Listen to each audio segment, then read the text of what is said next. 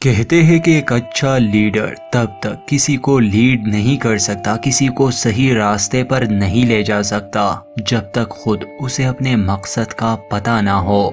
John Locke. दोस्तों, अगर अभी तक आपने इस कहानी का प्रीवियस हिस्सा नहीं देखा तो सही से समझने के लिए वो देख ले। चैनल को सब्सक्राइब नहीं किया तो प्लीज कर दे। मैं जानता हूं कि आप में से बहुत लोग ये चाहते हैं कि एपिसोड्स को जल्दी से जल्दी पब्लिश किया जाए। यकीन मानिए, एज एक्सप्लेनियर ये ऐसी सीरीज है जिसका हर एपिसोड और डायलॉग इतने खूबसूरत है कि स्किप करने को दिल ही नहीं चाहता। और अगर हमने ऐसा किया तो शायद इसका जो मजा है वो खराब हो जाए। फिर भी हम कोशिश करेंगे इसे जल्दी से जल्दी अच्छे से कवर कर ले। आई होप आप मेरी बात समझ गए होंगे। चलिए अब कहानी पर आते हैं। तो इस बार शुरुआत होती है एक छोटे लड़के से। उसका झगड़ा चल रहा था। इस लड़के का एक दोस्त था जिसे मार पड़ रही थी। ये छोटा लड़का असल में जैक है। बुली करने वाला जैक से कहता है कि तुम यहाँ से चले जाओ जैक, तुम इस लड़के की मदद नहीं करोगे वरना हम तुम्हें भी मारेंगे। जैक उस बेबस लड़के की ओर देखता है मगर वो भागता नहीं बल्कि उसे बचाने की कोशिश करता है। इससे ये तो साबित हो गया कि जैक बचपन से ही दूसरों का ख्याल रखने वाला था। इस लड़ाई के बाद जैक के पिता उससे मिलते हैं। उससे पूछते हैं कि तुम्हें ये मार कैसे पड़ी। तो जैक बताता है कि कुछ लड़के उसके दोस्त को मार रहे थे। तो उसके पिता कहते हैं कि तुम्हें तो नहीं मार रहे थे ना, तुम हर किसी को नहीं बचा सकते जैक। जैक के पिता असल में एक चीफ सर्जन थे। वो कहते हैं कि जानते हो बेटा, हर दिन कोई ना कोई मरता है।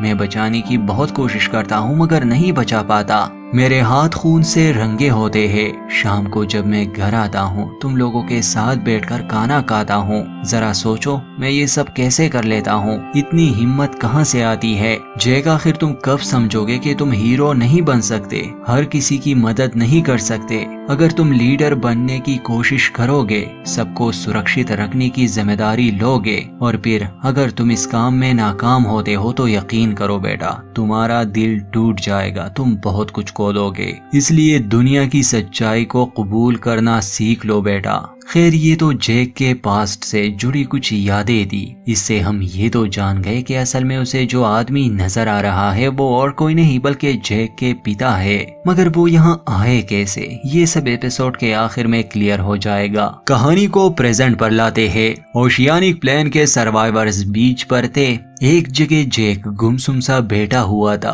तभी चार्ली भागते भागते उसके पास आता है। उसे कहता है कि जैक, समंदर में कोई डूब रहा है। जैक ध्यान देता है तो दूर लहरों के बीच में से कोई पानी में डूब रहा था। जैक जल्दी पानी में जाता है। चार्ली कहता है कि मैं चला जाता मगर मुझे तैरना नहीं आता। फिर जैक स्विम करते करते उस जगह तो पहुंच जाता है मगर वहां उसे कोई नजर नहीं आता। इसलिए वो पानी में 2-3 बार गोता लगाता है और तभी वो बून को बाहर निकाल लेता है। वो उसे किनारे पर लाने वाला था। बून की हालत बुरी थी, वो मरते मरते बचा था। जब जैक उसे वापस ला रहा था तो बून पूछता है कि तुमने उसे बचाया, उस लेडी को जो डूब रही थी और मदद की आवाजें दे रही थी। तब जैक और हम ऑडियंस को रियलाइज होता है कि असल में बून किसी औरत को बचाने आया था। वो थोड़ी दूरी पर थी, वो अभी भी जिंदा थी मगर डूब रही थी। जॉन एक ऐसी कश्मकश में था कि अगर वो बून को छोड़ देता तो वो डूब जाता, मर जाता, और अगर वो ऐसा ना करेगा तो वो औरत मर जाएगी। मजबूरन जैक बून को किनारे पर ले आता है मगर दोबारा जब वो समंदर में जाता है वो औरत मर चुकी थी। बाद में जैक केट से बात करता है। उससे पूछता है कि वो कौन थी। केट बताती है कि उसका नाम जैस्मिन था। आज सुबह वो नहाने गई थी। जैक कहता है कि हम सिर्फ 46 लोग हैं और मैंने कभी उससे बात ही नहीं की, कभी मिला ही नहीं। मैं उसे बचा सकता था केट, मगर मैंने कोशिश नहीं की। उसकी मौत पर जैक काफी दुखी था। खैर, केट से बात करते करते दोबारा उसे अपने पिता नजर आते हैं। जैक केट से पूछता है कि तुमने वो देखा, वो आदमी जो सूट में था। केट पूछती है कि जैक तुम कब से नहीं सोए। जैक कोई जवाब नहीं देता और वहाँ से चला जाता है। खैर, हमें बाकी सर्वाइवर्स दिखाए जाते हैं, खासकर कोरियन कपल जिन और सन जिनको कहता है कि बाकी लोग हमें इग्नोर कर रहे हैं, शायद हमें उनसे बात करनी चाहिए। मगर जिन कहता है कि देखो सन, हमें किसी की जरूरत नहीं है, कोई ना कोई बचाने जरूर आएगा, तब तक हमें सिर्फ एक दूसरे का ख्याल ही रखना होगा। इसके बाद हम लपंगे सॉयर को देखते हैं। पिछले 5 दिन से उसने जहाज के मलबे और लगेज से काफी कुछ चुरा लिया था। वो अपना सामान किसी के साथ फ्री में नहीं शेयर करता था, हमेशा ट्रेड करता था। शेनन उसके पास आती है कुछ लेने, मगर सॉयर की उससे डील नहीं हो पाती। मतलब कि सॉयर ने आइलैंड पर एक दुकान खोली है जिसका नाम होना चाहिए सॉयर सर्वाइवर शॉप, जहां कुछ लेने के लिए कुछ देना पड़ता है।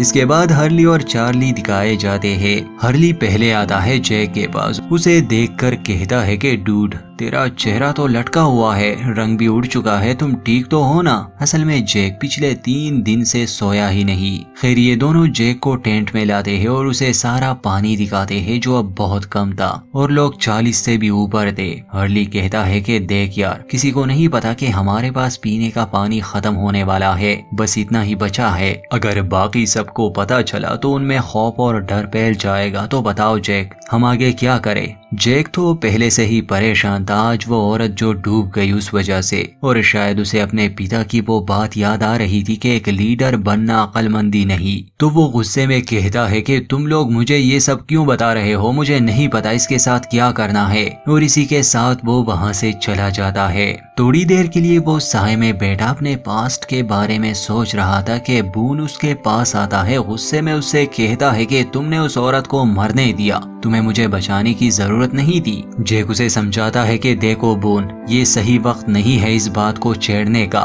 मगर बून कहता है कि मैंने तुम्हें कहा था कि मुझे छोड़ दो, उस लेडी को बचाओ, मगर तुमने ऐसा नहीं किया। जैक गुस्से में कहता है कि तुम डूब रहे थे, मर रहे थे, मैंने उस औरत को नहीं बचाया, ना ही तुम्हें, अब मुझे अकेला छोड़ दो। मगर बून का गुस्सा ठंडा नहीं हो रहा था। वो जैक को कहता है कि तुम कौन होते हो ये फैसला करने वाले, तुम्हें किसने हमारा लीडर बनाया है? जैक उससे बहस नहीं करना चाहता था, मगर ठीक उसी समय वो फिर से अपने पिता को देख लेता है और बून को वहाँ छोड़कर वो अपने पिता के पीछे जंगल में भागता है। एक जगह जैक उस तक पहुँच भी जाता है, उसके पिता वहाँ खड़े थे। वो पीछे मुड़ के देखते हैं। जैक तो पहले से ही काफी कमजोर था, उसे तो एक झटका सा लगता है, वो गिर जाता है और उसके पिता जंगल में आगे बढ़ते हैं। जैक दोबारा उसका पीछा करने लगा। वो परेशान था कि आखिर ये उसके साथ क्या हो रहा है। खैर जैक तो अब जंगल में चला गया। यहाँ बीच पर एक हादसा होता है। क्लेयर बेहोश हो जाती है। चार्ली और माइकल उसे टेंट में ले आते हैं। केट को बुलाते हैं। केट उसे होश में लाती है। सभी काफी परेशान थे। केट चार्ली को कहती है कि जल्दी से पानी दो। चार्ली ने सारा पानी इसी टेंट में रखा था, मगर अब वो वहाँ नहीं था, किसी ने चुरा लिया था। अब ये इन लोगों के लिए एक नई मुसीबत खड़ी हो गई। पानी ऑलरेडी इतना कम था और वो भी किसी ने चुरा लिया। बाद में जॉन, सईद और केट इस बारे में बात करते हैं। जॉन पूछता है कि हमारा डॉक्टर कहाँ है? किसी को नहीं पता था वो कहाँ चला गया। जॉन केट और सईद को कहता है कि जब बाकी लोगों को पता चलेगा कि पानी अब खत्म होने वाला है तो वो डर जाएंगे, पर जब उन्हें ये पता चलेगा कि वो किसी ने चुराया है तो वो बदतर होगा। इसलिए मैं जंगल में जाता हूँ पानी ढूंढने, तो यहाँ बाकी सबका ख्याल रखना और किसी को शक मत होने देना। अब लोग भी जंगल में चला जाता है। कहानी जैक पर फोकस होती है। उसे जंगल में कभी अपने पिता नजर आते तो कभी नहीं, मगर वो उनके पीछे भाग रहा था, वो भी काफी टाइम से। एक जगह वो रुक जाता है और अपने पिता को आवाजें देता है कि खुद को सामने लाए, आप कहाँ हैं? उसे दोबारा आहट सुनाई देती है। इस बार जब जैक पीछा करता है तो उसका पैर फिसल जाता है और वो लुढ़कते हुए काई के करीब आ जाता है। वो नीचे भी गिर सकता था, मगर वो एक टहनी को पकड़ लेता है। वो खुद को ऊपर लाने की कोशिश भी कर रहा था, मगर नहीं कर पा रहा था। थोड़ी देर बाद उसकी मदद के लिए कोई हाथ बढ़ाता है और वो था जॉन लॉक। शायद उसने जैक को देख लिया था। वो उसे ऊपर लाता है और जैक जब ऊपर आता है वो जोर जोर से हंसने लगा। शायद उसे यही लग रहा था कि अब वो पागल हो रहा है। खैर इन दोनों के पास हम बाद में आएंगे। वहाँ बीच पर अब क्लेयर की तबीयत खराब होने लगी थी। चार्ली उसका ख्याल रख रहा था। उसे थोड़ा बहुत पानी मिलता है, वो उसे पिलाता है। क्लेयर यहाँ कहती है कि चार्ली, आमतौर पर लोग मुझसे डरते हैं, वो मुझसे आंखें नहीं मिलाते। जैसे मैं कोई टाइम बॉम्ब हूँ और मैं किसी भी समय फट जाऊंगी। उन्हें डर लगता है मुझसे, इस बेबी से। उन्हें शायद ये एक बड़ा बोझ लगता है। मगर तुम चार्ली, तुम ऐसा नहीं करते। तुम मेरी आंखों में देखते हो और तुम्हें डर नहीं लगता। चार्ली कहता है कि तुम सही हो क्लेयर, मुझे डर नहीं लगता तुम्हें देखने पर। अब बाहर हर्ली भागते भागते सईद और केट के पास आता है। उन्हें कहता है कि दोस्तों, चाइनीज कपल के पास पानी है। वैसे ये कोरियन कपल है, मगर हर्ली को अभी तक पता नहीं। सईद और केट सन के पास जाते हैं। सईद गुस्से में उससे पूछता है कि बताओ ये पानी कहाँ से मिला। वो 2-3 बार उससे पूछता है। केट सईद को कहती है कि वो हमारी बात नहीं समझ रही, मगर सईद कहता है कि ये समझ रही है। उस समय जब जिन देखता है तो वो जल्दी से वहाँ पहुँच जाता है। सईद को गुस्से में अपनी भाषा में कुछ कहता भी है, मगर केट बड़े प्यार से उससे पूछती है कि ये पानी कहाँ से आया। तो जिन सॉयर की तरफ इशारा करता है। केट तो उसके पास जाने वाली थी, मगर सईद उसे रोकता है कि अभी नहीं, हमें इसके पास पानी नजर नहीं आ रहा। अगर हम ऐसे ही उससे पूछेंगे तो ये हमें नहीं बताएगा, हमें इसे रंगे हाथों पकड़ना होगा। तो ये दोनों अब इंतजार करते हैं। अब कुछ देर बाद सॉयर चुपके से जंगल में जाता है, जहाँ उसने अपना सामान छुपाया था। वहाँ उसने काफी कुछ रखा था। अब ये सब किसी और सर्वाइवर ने नहीं किया था। खैर, जैसे ही वो ब्रीफकेस को खोलता है, केट उस पर हमला करती है। उससे पूछती है कि बताओ सॉयर, पानी कहाँ है। इतने में सईद भी आता है। सॉयर से पूछता है कि जल्दी बताओ पानी कहाँ है। सॉयर गुस्से में कहता है कि मैंने पानी नहीं चुराया, कोरियन कपल को मैंने अपनी बोतल मछली के बदले दी थी। तब केट सॉयर के सारे सामान को चेक करती है, वहाँ पानी नहीं था। सॉयर कहता है कि मुझे पानी की परवाह नहीं बेवकूफो, क्योंकि यहाँ बारिश होती रहती है, जल्द या बाद में, पर पानी की समस्या हल हो जाएगी। सईद और केट को जब यकीन आ जाता है कि पानी इसने नहीं चुराया तो वो वहाँ से जाने लगे। खैर, जाने से पहले सॉयर केट को आवाज देता है और कहता है कि केट, तुम कुछ भूल रही हो। वो उसकी तरफ मार्शल का बैज फेंकता है और कहता है कि मुबारक हो, अब तुम इस टाउन की नई शेरिफ हो, सबकी समस्याएं हल करने वाली। इसके बाद हम जंगल में आते हैं जॉन और जैक के पास। जॉन लोग जंगली पौधों के पत्तों से पानी जमा कर रहा था। अब जैक जॉन से पूछता है कि बाकी सब कैसे है। जॉन जवाब देता है कि वो प्यासे है, भूखे है, इस इंतजार में है कि कोई उन्हें बचाने आएगा और कम से कम इस उम्मीद में बैठे है कि कोई तो उन्हें लीड करेगा। जैक पूछता है कि मैं नहीं कर सकता, मैं कोई लीडर नहीं हूँ। मगर जॉन कहता है कि बाकी सब तो तुम्हें वही मानते हैं। जैक कहता है कि मुझे नहीं पता मैं उनकी मदद कैसे करूँ, उन्हें कैसे सुरक्षित रखूं, ये बड़ी जिम्मेदारी है। लॉक उससे पूछता है कि तुम यहाँ जंगल में क्या कर रहे थे जैक। जैक जवाब देता है कि मुझे लगता है मैं पागल हो रहा हूँ। जॉन कहता है कि नहीं, ऐसा नहीं है, तुम पागल नहीं हो रहे, बताओ तुम जंगल में क्यों आए। जैक कहता है कि मैं किसी का पीछा कर रहा था। लॉक मुस्कुराकर कहता है कि तुम व्हाइट रैबिट का पीछा कर रहे थे, एलिस इन द वंडरलैंड की तरह। जैक हंसता है कि हाँ ऐसा ही, मगर जब भी मैं करीब पहुंचता हूँ वो वहाँ नहीं होता, मगर मैं देख पाता हूँ। जॉन ये सुन रहा था। वो जैक से पूछता है कि एक डॉक्टर होने के नाते तुम क्या सोचते हो कि ये क्या है।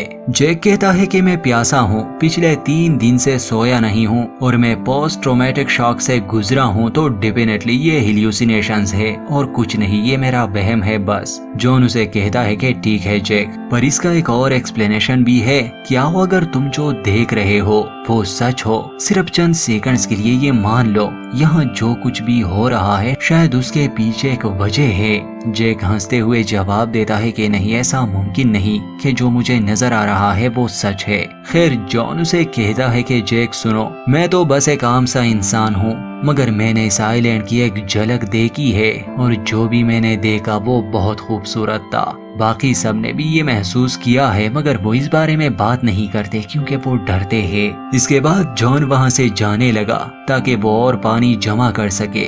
जैक भी उसके साथ जाने की बात करता है, मगर जॉन उसे रुकने का कहता है कि तुम मत आओ, तुमने जो शुरू किया था अब उसे खत्म करो। जैक पूछता है क्यों। जॉन जवाब देता है कि एक अच्छा लीडर तब तक लीड नहीं कर सकता जब तक उसे खुद नहीं पता वो कहाँ जाए। जॉन की बात मानकर जैक वहीं पर रह जाता है। अब यहाँ से हम जैक के पास्ट में जाएंगे। आज से काफी दिन पहले जेक जब एलए में था वो अपने माँ के यहाँ आ जाता है। उसकी माँ जेक को कहती है कि उसके पिता जा चुके हैं दोबारा से। जेक अपनी माँ को कहता है कि वो लौट आएंगे, वो कई बार ऐसे घर से जा चुके हैं। मगर जेक की माँ कहती है कि नहीं, इस बार बात अलग है। साथ ही वो जेक को कहती है कि मैं चाहती हूँ तुम उसे घर वापस ले आओ। जेक कहता है कि नहीं, उसने मुझसे पिछले 6 महीनों से बात नहीं की। मगर उसकी माँ उससे में कहती है कि नहीं, तुमने पिछले 6 महीनों से उससे बात नहीं की। जेक अपनी माँ से कहता है कि माफ करना माँ, मैं उन्हें नहीं ला सकता। मगर उसकी माँ जिद करती है और कहती है कि तुम ना नहीं कह सकते जेक, तुमने जो किया उसके बाद तो बिल्कुल नहीं। जेक पूछता है वो कहाँ गए हैं, तो उसकी माँ कहती है कि ऑस्ट्रेलिया।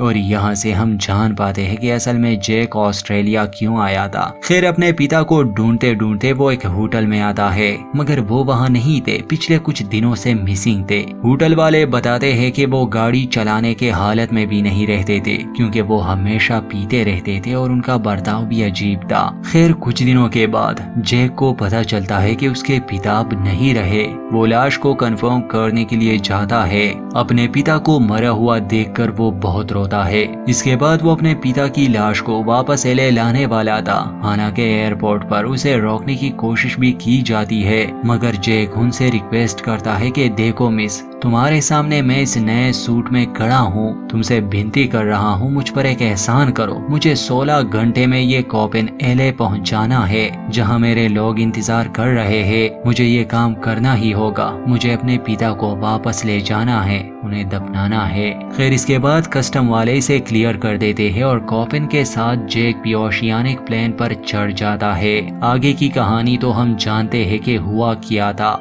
इसीलिए तो जेक को ताज्जुब हो रहा था कि आखिर उसके पिता इस आइलैंड पर उसे क्यों नजर आ रहे हैं, क्योंकि वो तो कब के मर चुके हैं। लोग अपाइज था, वो ठीक हो गया तो शायद जेक के पिता भी जिंदा हो गए हो, कौन जाने। अब आते हैं आइलैंड पर। रात हो चुकी थी, जेक जंगल में था। तब वो किसी की आहट सुनता है। वो दोबारा से उसका पीछा करने लगा और इस बार जेक एक गुफा में पहुंच जाता है। वहाँ पानी था, पीने का साफ पानी, और हर जगह सामान बिखरा पड़ा था। आगे जाने पर जेक देखता है कि जहाज का एक हिस्सा यहाँ भी गिरा है। और अजीब ये था कि जेक के पिता का कॉफिन भी वहाँ था। जेक उस कॉफिन को देखकर काफी जज्बाती हो जाता है। वो उसे खोलता है, मगर वो अंदर से खाली था। जेक पहले तो रोता है और फिर गुस्से में आकर उस कॉफिन को तोड़ देता है, क्योंकि वो अपना वादा पूरा नहीं कर पाया। वो अपने पिता को वापस घर लेके नहीं गया। बीच पर हम देखते हैं कि बून क्लेयर को पानी दे रहा था। चार्ली उसे पकड़ लेता है। असल में वो बून था जिसने पानी चुराया था। सभी उस पर गुस्सा करते हैं, पूछते हैं कि तुमने ऐसा क्यों किया। बून कहता है कि मैं और क्या करता, जेक हमें छोड़कर चला गया है, किसी को तो जिम्मेदारी लेनी थी। खैर, इतने में जेक पहुंच जाता है, कहता है कि इसे अकेला छोड़ दो। वो सबके सामने आता है और कहता है कि आज एक औरत सिर्फ नहाने के लिए गई थी और वो मर गई। आज छठा दिन है। हमें उम्मीद थी कि कोई हमें बचाने आएगा, मगर कोई नहीं आया और ना ही आने की उम्मीद है। हमें सिर्फ अपने लिए नहीं सोचना चाहिए, क्योंकि अगर ऐसा किया तो हम में से हर कोई अकेले ही मर जाएगा। मुझे जंगल में पीने का पानी मिल चुका है। सुबह होते ही हम में से कुछ लोग पानी लेने जाएंगे। अब समय आ गया है कि हम खुद हालात को संभाले। हमें यहाँ जिंदा रहना है, एक दूसरे का ख्याल रखना है। पिछले हफ्ते हम एक दूसरे के लिए अजनबी थे, मगर अब ऐसा नहीं है। हर कोई जिंदा रहने की जंग में अपना हिस्सा लेगा। खुदा जाने हम कब तक यहाँ फंसे रहेंगे। या तो हम अकेले अकेले ही मर जाएंगे या एक साथ जिएंगे। जेक के स्पीच से कम इन लोगों में हिम्मत तो आ गई। एपिसोड के लास्ट सीन में हम सॉयर को देखते हैं, जो बून के पास आता है और पूछता है कि कैसा महसूस होता है। बून पूछता है कि क्या कैसे महसूस होता है। सॉयर हंसते हुए कहता है कि हेटेड लिस्ट में मेरी तरह सबसे टॉप पर आना, जब सभी तुम्हें विलन और बुरा इंसान समझ रहे हो। मुबारक हो, अब तुम भी मेरे साथ गिने जाओगे।